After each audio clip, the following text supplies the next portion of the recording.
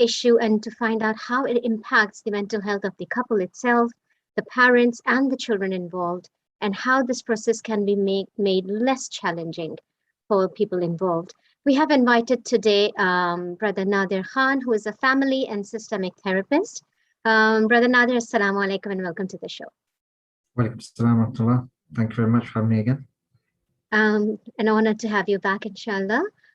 So this is a very sensitive issue, and most couples who are going through separation or divorce, this is like one of the greatest challenges that they face, especially when there are children involved and they're going through a relationship breakdown. And I think most couples, despite going through, if they're in abusive relationships, for example, they still kind of don't go for separation because they're scared what will happen to their children. So as a therapist, as a family therapist, I'm sure you come across a lot of families, a lot of couples who are going through this process. What are the challenges? What are the complications involved? It depends on the situation, as most cases are dependent upon. So, but I suppose there are some themes depending on whether parents are coming, having resolved that they're going to get divorced, or whether they're considering a separation. Yeah. It's both have similarities and differences. I think but you kind of need to be clear on what each party are intending in order to kind of formulate a plan as a therapist, because repairing a relationship is very different kind of therapy to engaging in a separation, a co-parenting kind of therapy where the parents are going to be ended up divorced or working towards a dissolution of their marriage. So so they're both very different and distinct. But I suppose, talking from the perspective of couples wanting to divorce, it's getting them to understand what divorce entails, the impact of divorce for them. That when you're in the thick of divorce, it's very difficult to appreciate what's going on because of all the emotional and practical ramifications of it. So it's like you're taking them through the process and giving them a little bit of perspective of what they're going through emotionally, what the children, if they have children, what they will be experiencing potentially, depending on how old they are, and working towards formulating a plan where they can co-parent effectively. So that getting from the beginning of that to the end, there's quite a bit of work that needs to be done, and the focus of what you do will be dependent on the needs of the family. But so the mixture of kind of practical things, emotional work, maybe doing some actual practice of communication, and then actually coming together and formulating a co-parenting plan, which they both have contributed towards and want to implement. One of the most difficult things as a parent that you have to face when you're going through a relationship breakdown is to have that conversation with your child that you will no longer be living together as parents. What is the best way to communicate this to somebody who is really young, who does not understand the dynamics of relationships and why their parents are going through what they are? I think that's a really important question, because the understanding of the parents of the reasons for divorce may be clear to each of them, but they may differ as well. While at the same time, children are often presented with these narratives, and depending on who they're living with, that one will take precedence over the other. And I think it's really important to allow space for children to develop their own narrative and own opinion when it comes to each of their parents. Having the conversation explaining that they will no longer be, their mother and father will no longer be together is I think naturally is devastating for them, because their emotional security is kind of broken apart. Within a family, if you can imagine kind of two circles, and in the middle of the circles are the children, and it's all interconnected. Yeah. And the mother and the father provide a secure base for the child, physically, emotionally, and they're in the same proximity, the same house. So they're very much available for the emotional and physical needs and practical needs for the children. But then when separation occurs, often involves moving households, the children are left in limbo, not knowing what their emotional security will look like, in the insecurity of not knowing, what's really going on or how their needs are going to get met. And then they have to try and understand the different versions of events that they're getting from each parent. So I think it's important for parents, as tough as it may be, they need to talk about what they're going to tell their children together, and agree on what that's going to be and be consistent with that story, and present that to their children, so they can think about it and then go to each of them whether they have any questions, and that and that's they're united in that sense, because the narrative that they're presented with, and also the narrative that they create in their own minds, is really important to their emotional well-being, as well as their development, growing up, about how they see families, how they see their place within the family, extended family, so it's really important also to involve, other members of the family into that discussion, and then presenting that to, which, it's not always easy, but it's, if the children are at the center, then that should obviously be always take precedence over Are there any do's and don'ts of co-parenting that will have a big impact on the children, on their, rearing these children up in the long run? Because you don't want to have a bitter kind of separation or relationship breakdown where the children become traumatized for life, and then they have to carry that baggage for the rest of their lives and have a very negative image of family relationships. Sure.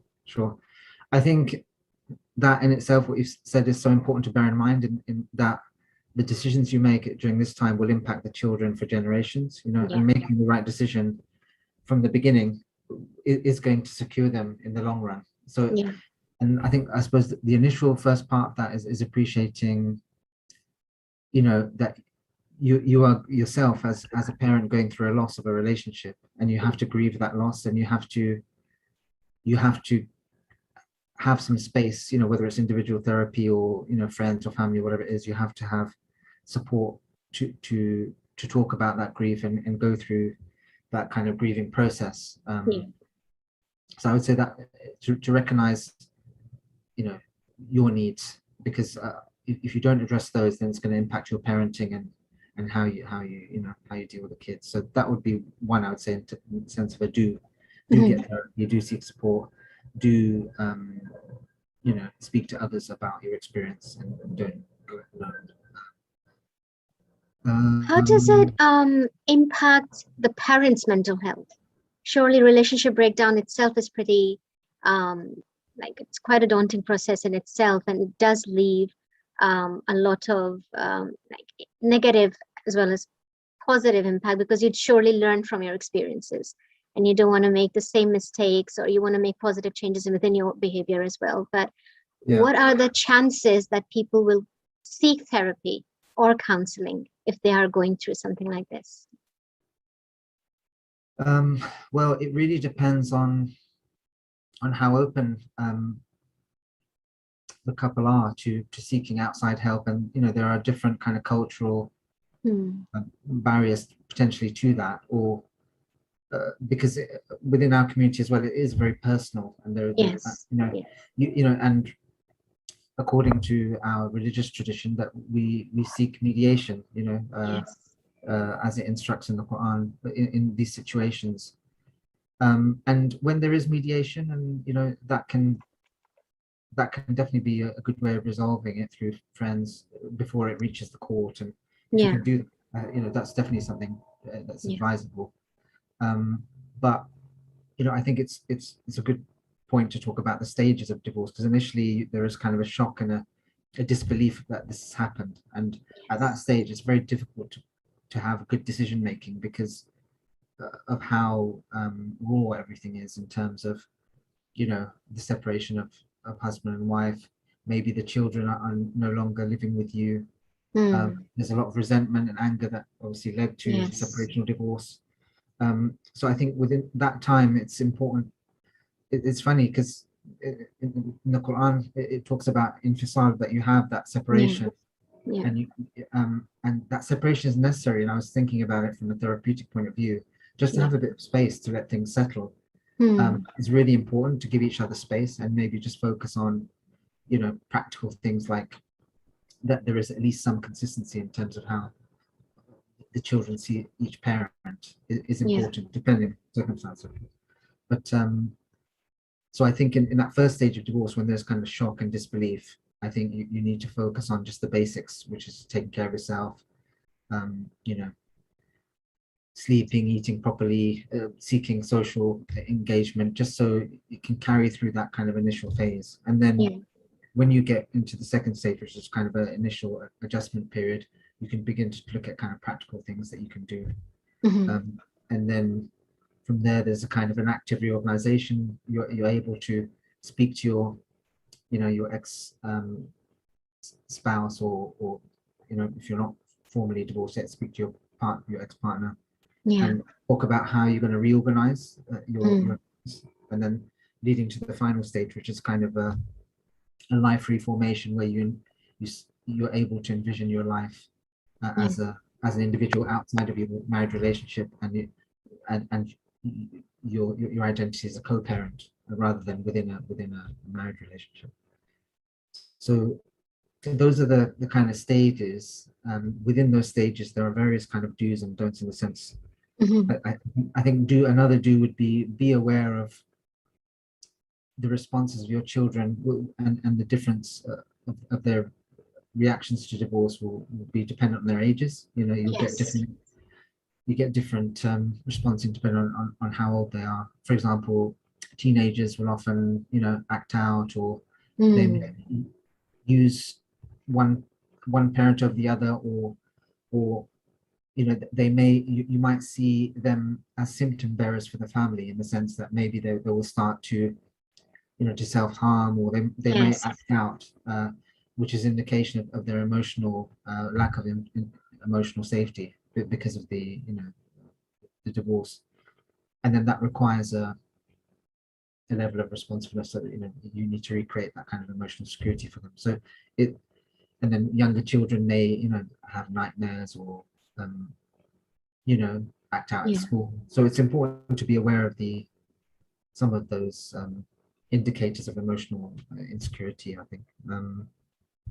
And I think caregivers and the teaching staff and teachers, they themselves should look out for such children who are behaving differently or not engaging enough, or notice a big change in their behavior, because we do come across a lot of studies where we see that parental separation is associated with adverse child mental health. So, and you mentioned self-harming, which is quite an alarming symptom in itself. Sometimes parents may not even be aware of what's happening within their children's mind. So it's very important to have that conversation to communicate with your children. Yeah, I totally agree. I think use the networks that you're part of. You know, communicate with the people that you can, that are involved in the care of your children, like teachers, like, you know, all the parts, sports clubs, or Hmm. you know, people that you can trust, obviously, just so that they can keep an eye out and share with you what they're observing. Because you're right, a lot of the times children will hide these things from their parents Yeah, because yeah, they don't want to cause a fuss, or create, you know, trouble with each of their parents because of the situation already. So yeah, yeah, I think having an open kind of communication and emotional safety from the beginning yes. enables them to communicate their fears and worries, rather than them suppressing them, and then that leading to kind of deterioration in mental health, or other, you know, Substance use or maladaptive. Yeah. yeah, yeah, definitely. Mm. Anything else? Like you mentioned, the first stage and the second stage of Um, divorce. Yeah, so I mentioned kind of grieving over the past. I think Hmm. attachment is important as well in terms of, attachment theory. Oh yeah, Um, that's something I really wanted you to cover. Yes. oh, good. Okay. Yeah. Well, uh, attachment theory, is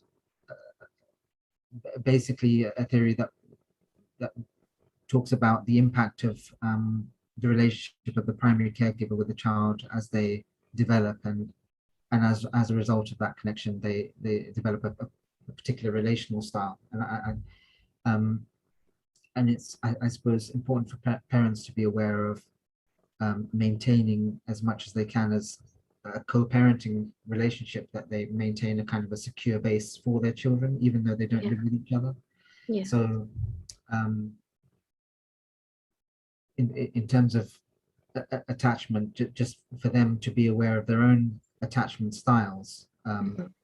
because we will develop them due to our own, parenting and our experiences growing up, and we may have particular triggers ourselves as parents, Yes. Yeah. Of course. that led to the relationship problems. And I think being aware of that and how being pulled back into that as part of co-parenting is something Yes. parents need to be aware of, because the children will recognize what's going on if there is escalation in behavior. Hmm. There can be certain Yes. things that our partners do that hit on, that trigger particular emotional um, sensitivities that we have, like Hmm. fear of abandonment or judgment or that kind of thing, and then we can become defensive, and that can escalate into arguments. So being aware of your own emotion, your own kind of attachment styles and emotional sensitivities will help you to not let those dictate, your relationship with your co-parent. And also it will model to your children effective communication, effective management of or healthy ways of managing your emotions, so they can see, that, that mum and dad, even though they're not living with each other, they're able to talk about stuff, or if they Yes. disagree, they model how to, disagree amicably, Mm. um conflict resolution, and also that, managing emotions, that it's okay to cry, it's okay to talk Yeah. about things, that's really important, because the children will be hyper vigilant because of the destruction of their emotional safety. They'll be hyper vigilant as to any threats. So you providing that model for them is really important in terms of their secure attachment when co-parenting. When you say attachment, are you referring to emotional attachments that a child forms with one of the parents or caregivers? Exactly. Yes. Yes. Yeah. And So is there like a healthy and an unhealthy attachment style, or? yes. Well, I mean, it's not so much healthy or unhealthy in that, Mhm. I suppose there have been different categories of attachment styles that different, the originators of the theory developed, but I think it's really dependent on the context and the Right. culture as well. Hmm. Generally, what they say is, as children grow up with their primary caregiver, Yeah. they will form an attachment, for example, with their mothers. Mm. And initially as a baby, that will be very physical, close, and then as they grow up and into toddlers, and then they will increase the physical and emotional proximity from their caregivers, and they Yeah. will, check back on their parents to see whether they're safe or not, and they can always go back to their parents when they feel unsafe, and their parents will remain consistently there for them, as a secure base, and that will enable them to develop emotionally and feel safe, and separate from their parents when they need to, but all with the Mm. knowledge that their parents will always be there, and then they're able to kind of individuate, become independent, as well as be,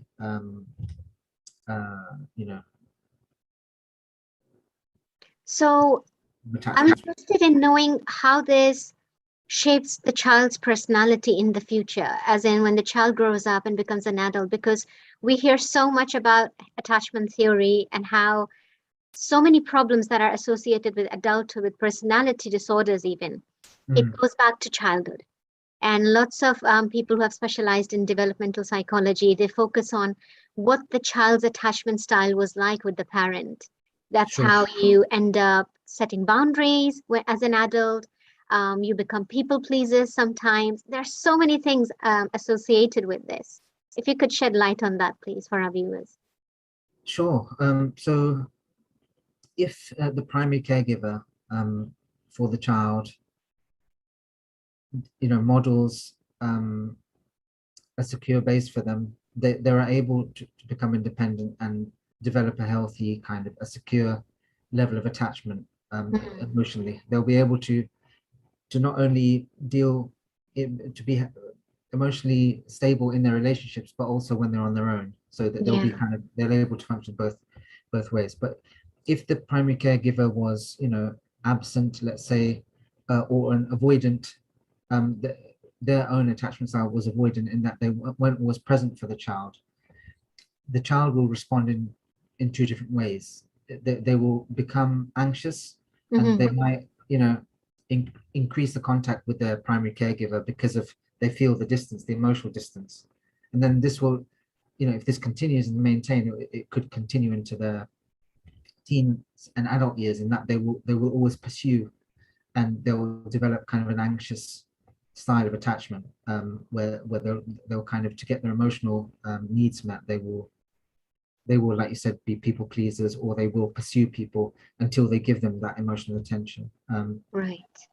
They can also, some children, if the primary caregivers aren't available, they can become avoidant, in that they no longer trust, or maybe their parents were disorganized in the sense that they weren't consistent in the way that they offered their emotional security and safety, due to, this can happen sometimes if there is a lot of drug use or crime, so that there's kind of inconsistency in the home, or domestic violence. Hmm. Then the child can develop a kind of avoidant style of attachment, and not trust anyone, and they'll just learn to deal with things on their own, because for them that's a safer option than taking the risk, because when they have taken the risk in the past, they will always be let down and they'll be hurt, so they will learn to become very independent, so and When you not seek say any emotional support. when you say avoidant, as in they avoid social interaction, they choose not to interact with others. Well, they may interact with others, but in terms of taking emotional risk, or in relationships, investing into relationships, um, they will be resistant to that, potentially, right? So they Right. won't. There may be some surface level, relationship, but in terms of deeper connection, Hmm. they will not feel safe enough, because maybe there'll be fear of judgment, or fear of abandonment, because that was what they experienced growing up. So they will avoid that. So it's kind of emotional vulnerability, avoidant of engaging those kind of relationships.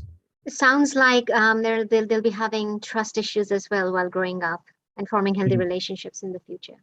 Sure, sure. Right. Yeah. And often that will, there is, it's linked transgenerationally. Often, Yeah. how we've been parented, if we've suffered trauma, or particular issues of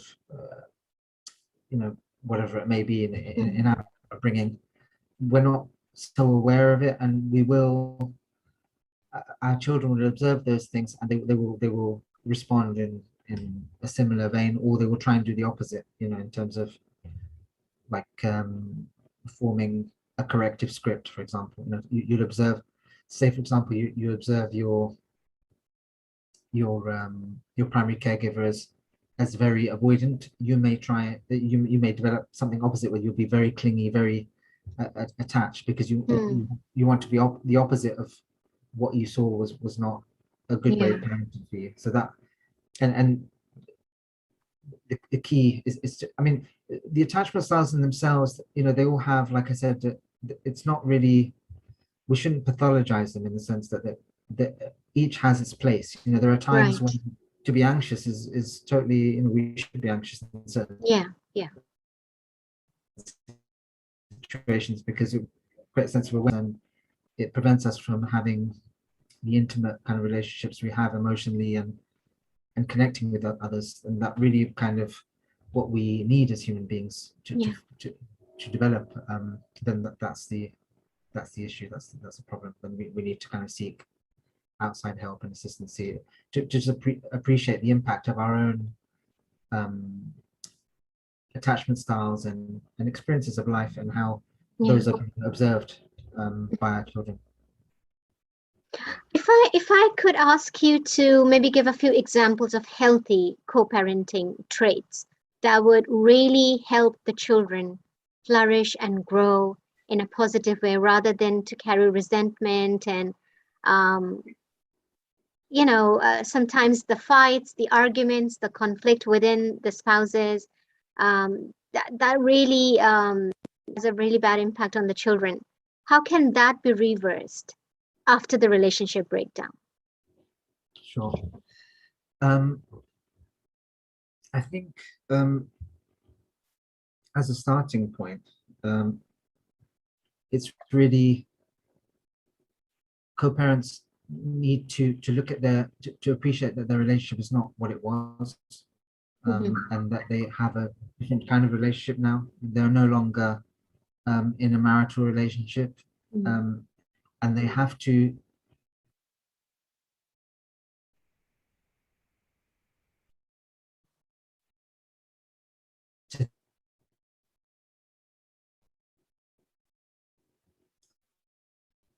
yeah. So I think parents need to review or reframe the way they look at their relationships from how they used to be from as a married couple to now being a kind of a, a, a more business-like relationship, Yeah. that where their children are the center of what they do, and that helps in the sense, if you think of it as a business relationship, it helps to make you think about it as an emotionally neutral space. Yeah. um, Depending on how heated things are, or how much resentment there is Yeah. present, Yeah. couples are better able to do that than others. Some people, they can't even communicate, so then you just have to own that, and then there are ways of getting around that, in the sense you don't have to meet, in physically. You can just Yeah. communicate by email, and there are ways of getting around it. But I would Yeah. say, as a first step, you're no longer married, your relationship is different, so your expectations of each other have to change. But with your children at the center, that has to be your priority, and you have to remove yourselves and your own kind of disagreements out of the equation. And it's Mm. interesting because that's is very much, you know, um, as Muslims, we have to remove you know, our nafs from Yes. these kind of situations, because they will really drive us to be defensive, or to attack, or to respond and retaliate, Mm. because of the amount of hurt and emotional pain that's Yes. present. So you have to kind of separate yourself, deal with that in therapy or through friends, or whatever it is that you choose. But Hmm. when you're together and you're co-parenting, your children have to be at the center of that. So that's the first thing. And then um, I would say, like we said before, be aware of what your triggers are, so Yeah. you don't fall into the kind of negative cycles that lead to that escalate into arguments, and that will be part of your individual work. Um, Take the time to speak to your children, and let them kind of share their thoughts with you about things, and listen to them, and don't kind of shut them down, or try and skew the narrative to what you would prefer. Let them Yeah. explore things and just listen to them. And at the same time, like I said before, have a kind of an agreed narrative that you're going to present to them, because that will also model kind of a consistency and emotional kind of safety. I think it's very, I mean, parenting itself is really hard, but Mm. you're going to have disagreements in your normal parenting life, as in married life, but as co-parenting, uh, couple in co-parenting relationship, that there's going to be um, decisions that can have to be made that can be quite difficult. So I think you need to think about what you want your co-parenting relationship to look like. You need to both contribute towards a co-parenting agreement, in Yeah. which outlines how practically you're going to share the time, how you're going to deal with medical issues, Mm. um, vaccinations, school issues, holidays, all this kind Yeah. of practical stuff, making decisions about clubs, all those kind of things Mm. need to be laid out. And there are some really good kind of templates online. There's one particularly good one. It's called the Oreto Parenting Plan. It's like a PDF. You can download it and you just type in, has all the sections all broken down. You just type in what you want from each co-parent, and then you can kind of you can use therapy as a space to kind of talk about that if things are too difficult for you to do it directly. Yeah. Um, but but that also has a section for the children as well, where the children can also feel part of the process, because I think this is another important point, is that children can feel they have no agency, they feel lost, emotionally lost, if things Yes. are going to court, or if decisions are being made about them, their consultation. So I think, involve them in the process as much as you can. Mm. Uh, you know, uh, Parents have to take the lead with this kind of thing, but just let them know that their voice is being heard and that it's being considered as part of the arrangement, and not just making decisions without them, because they will resist and they'll feel Yeah. like they have no control, and it will just, that will not help them feel safe, in What how. about in cases where one parent does not cooperate, or in cases where um, one spouse has taken, injunction against the other, or cases where there is risk of harm involved, or like you mentioned, in abusive relationships. What advice would you like to give to parents in this kind of scenario? Yeah, I mean, if there is abuse involved and there's fear that a co-parenting relationship would lead to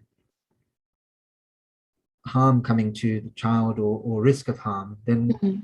obviously that needs to be taken really seriously, and you should seek support from from social services or whoever it may be that you trust. If you can do it through mediation, depending on the level of risk. If there is Yeah. risk, then you have to go to social services, or even the police if it's that bad. Mhm. But if it's I think the problem we have with when you put it in the hands of social services or the police or lawyers, is that they have a very particular framework in which they operate, and Yeah. often that is not very culturally or religiously nuanced, and Mm. they will prioritize certain things such as risk and the law, which are very important. But the problem is, if you prioritize that over everything else, it can break down communication, and prevent anything from happening. It can just do more harm than good.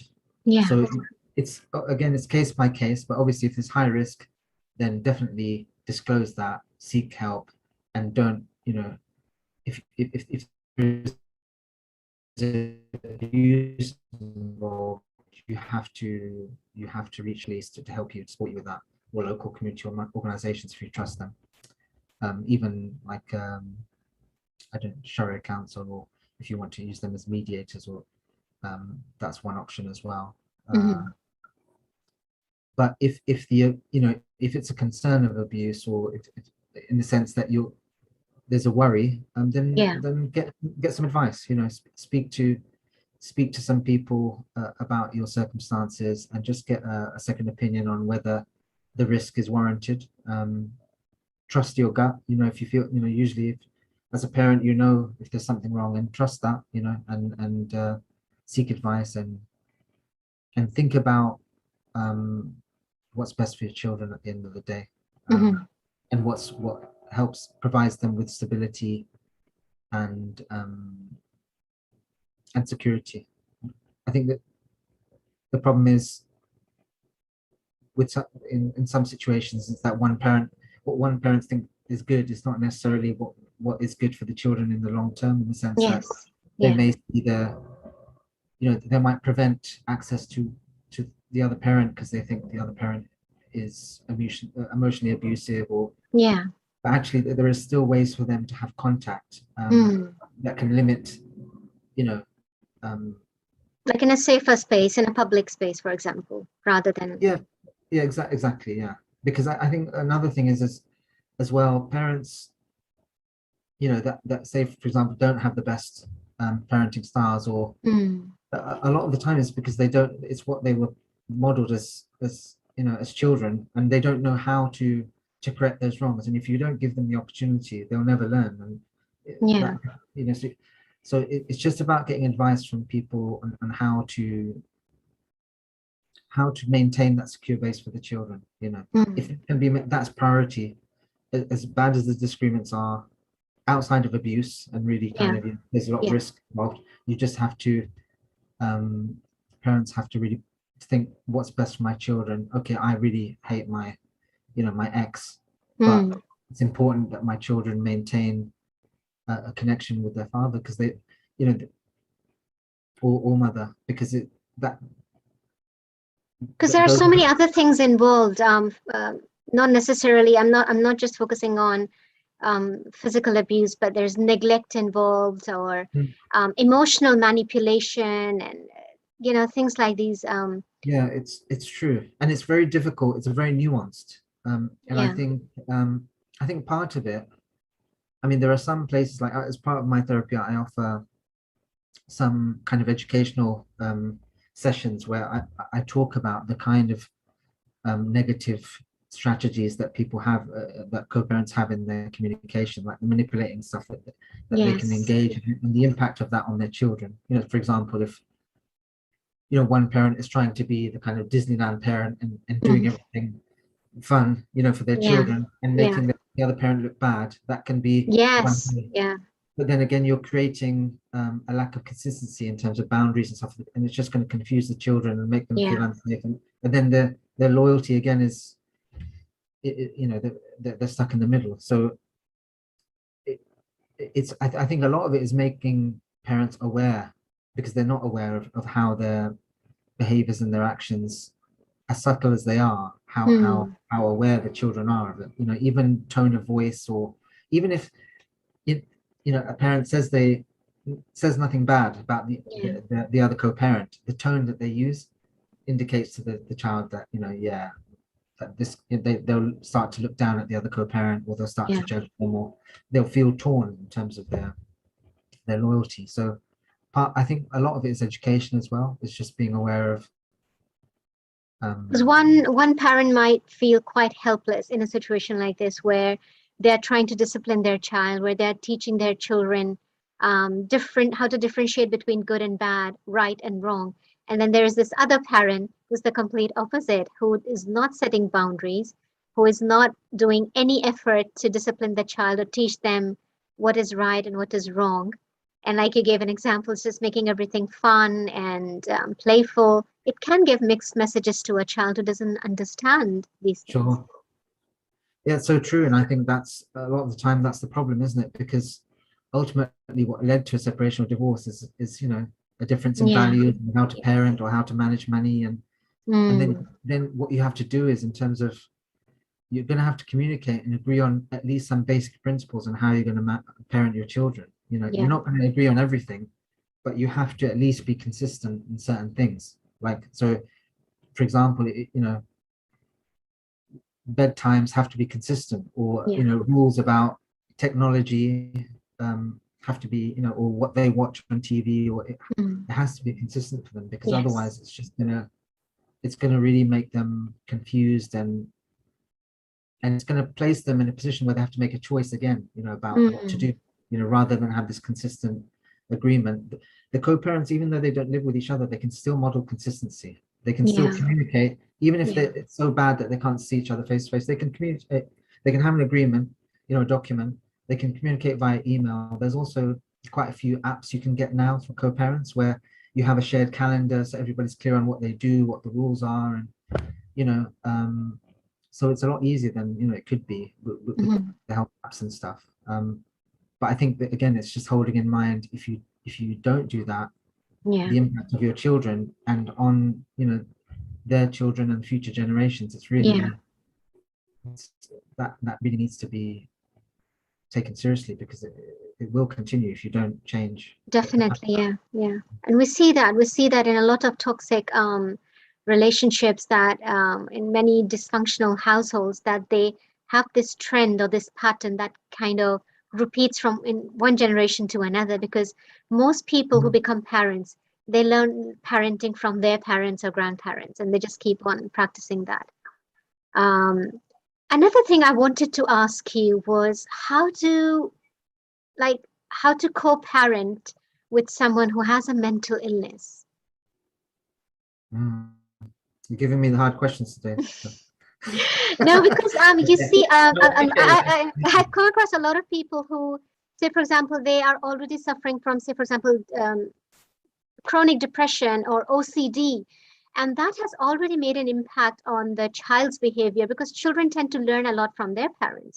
And Sure, they kind of normalize that kind of behavior, whether it's addictions or use of substances. But then sure. after separation, you can't deprive the child of meeting that parent. So at some point, they will be communicating or meeting up. But how do you kind of ensure that it doesn't have a detrimental effect on the child? Yeah, I mean, these are really tough situations, and it's a really good question. And I think you need, in these kind of situations, it's good to get outside help in Yeah. appreciating just the impact of of the mental health struggles of one parent on them, how an appreciation of on how it's impacted their identity, their ability to relate, and how they sit within the kind of family and community context, because people with mental health issues are often very isolated, Mm. understood, um, and they develop kind of relational responses or emotional responses because of how they feel, how safe they feel in that situation. If there is, if you look at, if you appreciate that person and their what how their mental health has impacted them and their relationships, and then also for them to look at actually other people within the family, Mm. and how they think, it, Yeah.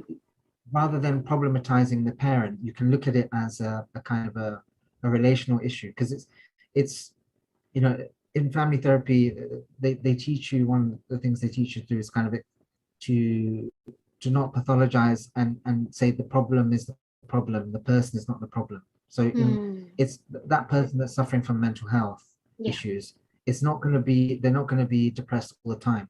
There's going to be times when depression is going to impact them and their relationship, and it's knowing how to respond in those situations versus the times when they're not depressed, and not pathologizing it as being someone who's depressed, but just someone who suffers depression, and externalizing it from them as a person, because there'll be Mm. times when they're able to to be emotionally connected to their children. And I suppose it's just talking about it, because often within families, a lot of these things are left unsaid, and if they're Yes. left unsaid, the the same things are repeated again and again. But if you're aware, Mm. for example, if someone is depressed, they behave a certain way, and that's how they feel when they are depressed. Then you realize, oh, okay, so then I will know how to respond to that in a way, that helps them in that situation, as well as preserves my own, kind of mental health, or as a child or whatever. Um, and you can seek the support of extended family as well, because if Yeah. extended family are aware, they can become part of the support system. And so, for Mm. example, if mum's feeling depressed or dad's depressed, then maybe there is a plan in place where grandparent or Yeah. someone else can, an uncle or an auntie can step in, Yeah. Yeah. depending on the situation. But often, I know it's not that simple. I mean, often Mm. people are very isolated, and there is no alternative. So these are Yeah. um, tough situations. You know. Yeah. Um, I think just talking about it is through, I'd be biased and say, family therapy, because Yeah.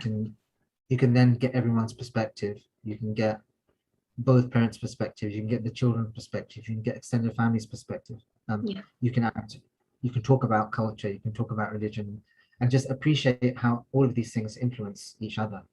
And with that awareness, Mhm. you then it creates a safety where people are able to then talk about it outside of therapy at home, rather than hide things or avoid things, or you know Use um, negative means like character assassination and yeah, sure, yeah, defaming. because Yeah. I think narratives are important, because when it comes to mental illness, people suffering from them can start to think of themselves in a certain way, and other people think of, and they get pigeonholed into being that particular role within the family. Whereas actually, if they were given options, or if they were thought of outside of someone who's suffering from mental health, and looking Mm, at them outside of you know them as in terms of their identity, what other parts of themselves are other than mental health, yeah. it helps them to break free from the kind of shackles of that, you know pathologizing, and also other, and also how others relate to them as well, because then they'll say, actually, they're right. I don't have to respond in that way, or I don't have to be fearful. I can challenge them at certain times, or I can, Yeah. because people can become overly protective and overly sensitive, so they don't say anything because they want to protect Mm, each other. And yeah. Yeah. it's about working towards safety, emotional, Stability. yeah. Yeah. My Yeah. last question to you, because we only have 4 minutes left, and I'm interested in knowing, because parenting itself is quite um, stressful in itself, and co-parenting is even more stressful because you have to kind of manage multiple roles as one individual. How can you manage stress as a co-parent? Any tips you would like to share with us today? Oh, it's a good question. I would say you don't have to deal with it all on your own. You know, Hmm. remember, it's co-parent. There's two of you, so you're Yeah. sharing the load. Hmm. Maybe you depending, one party will just agree to everything, or they'll do more than they're supposed to. I would say you take care of your boundaries. Learn to Learn to say no talk about when them, it's and, getting and too much. learn Yeah. to say no, and be clear on what's negotiable and what's Mm, non-negotiable. I think that's part of preserving your boundaries and your well-being. How structure to your own day, not just for your children, in terms of just your basic needs, in terms of social engagement, because you are coming out of one identity into another. You're coming out of your identity as a partner to someone who's single. yeah. So then you have to think about, okay, what's my identity as a single person? How would I like to live my life? How do I want to be a co-parent and a single person? Mm, What do I want to do? And actually, SubhanAllah, I teach provides many lessons through the process of going through. As someone who's gone through divorce myself, I can say you mm, learn so much about yourself in the process, and mm. Allah opens many doors for you in terms of new ways of thinking, you know, new careers, new Opportunities. Yeah. relationships, new opportunities, and Mm, even to deepen your faith and connection with Allah yes. subhanahu wa ta'ala through Yeah. this experience. Yeah. Yeah. Definitely. Anything you would like to say about self-care? Yeah, I mean, self-care is really important, and lack of self-care, is something that you should be aware of, and why you're not taking care of yourself. And that's, again, it's a lot to do with narrative. And you know, Yeah. for example, mothers often will put everything on the back burner, Mm, themselves on the back burner for everything else. And I think yeah. that's the importance of self-care. You need to take care of yourself before you can take care of anyone else. Of So course. Yeah. there Yeah. is, Yeah. so that's really important, and not to feel guilty for kind of doing that as well. I think Mm, particularly for those, mothers are inclined to sacrifice, and it's difficult for yeah. them. They'll feel guilty if they don't. And I think for Mm, them to have some time for themselves, and even culturally how that's perceived, is not correct. That they should have dedicate some time for their own cultivation of, yeah. the, of their interests, and Relaxation and yeah, all yeah. that as well. Exercise, eating Yeah. healthy, all Yeah. the basics of nutrition, Yeah. Of course. prayer, all of that. Yeah, we must remember that self-care is not selfish, and that you have rights over you, like your body has rights over you Islamically as well. And but I think this is like a cultural thing as well, that mothers often put the needs of their children and other family members before themselves, and then they experience burnout and they end up becoming unwell because of the lack of rest, lack of sleep, lack of improper diets. It's very important for parents, especially those who are co-parenting, to look after themselves so they are able to look after their children in the best possible way. Jazakumullah khairan, Brother Nadir. Thank you so much for taking the Yeah, time out today. my pleasure. Thank you for the opportunity. Appreciate it, sister. And if our viewers have any questions or comments or feedback that you would like to share with Brother Nadir, or if you want more information about Nadir Khan's family and systemic therapy, please contact our studio number and inshallah we will provide you with the right information. Till then, till next Saturday, look after yourself, especially your mental health. Assalamu alaikum wa rahmatullahi wa barakatuh.